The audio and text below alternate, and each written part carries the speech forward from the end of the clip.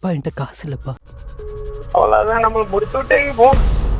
மாச கடைசியானாலே எல்லாருக்குமே இருக்க ஒரே பிரச்சனை எப்படா இந்த சம்பளம் போடுவாங்க அப்படின்றது தான். அதுவே இந்த அப்ராட்ல யூகே, யுஎஸ் மாதிரியான கண்ட்ரீஸ்ல படிக்க போனா ஸோ அதுல இருந்து எஸ்கேப் ஆகி எப்படி ஓவர் ஸ்பெண்டிங் பண்ணாம இருக்கலான்றது தான் நான் சொல்ல போறேன். சேவ் பண்ணி வச்சுக்கோங்க. ஃபர்ஸ்ட் எசென்ஷியல்ஸ் லைக் உங்களோட அக்கோமடேஷன், ரெண்ட், ஃபுட்டு, க்ரோசரிஸ் இது எல்லாத்துக்கும் சேர்த்து ஒரு 700 பவுண்ட்ஸ் வந்து 800 பவுண்ட்ஸ் வரைக்கும் எடுத்து வச்சுக்கோங்க. நெக்ஸ்ட் இந்த ஊர்ல டிரான்ஸ்போர்ட்டேஷன் அப்படின்றது ரொம்பவே மஸ்ட். அதுக்கு நீங்க பஸ் பாஸ் மாதிரி எடுத்து வச்சுக்கிட்டீங்கன்னா ரொம்ப பெட்டரா இருக்கும்.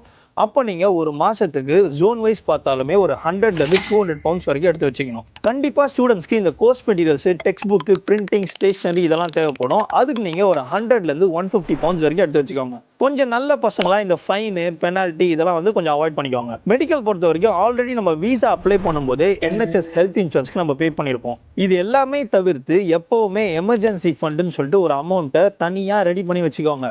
ஓவர் ஸ்பெண்டிங்க்கு முக்கியமான ரீசனே உங்களோட மணி எதுக்கு ஸ்பெண்ட் பண்றீங்கன்றது தெரியாம இருக்கிறது தான். ஸோ அதுக்கு நீங்க இந்த மான்ஜோ, ஸ்டெர்லிங் இந்த மாதிரியான டிஜிட்டல் பேங்கை கொஞ்சம் யூஸ் பண்ணி உங்களோட எக்ஸ்பென்சஸை கேட்டகரைஸ் பண்ணி ஸ்பெண்டிங்ஸை ட்ராக் பண்ணுங்க. அப்படி இல்லைனா ஒரு எக்ஸ்பென்ஸ் ட்ராக்கரை யூஸ் பண்ணி உங்களோட ஸ்பெண்டிங்ஸை ட்ராக் பண்ணுங்க.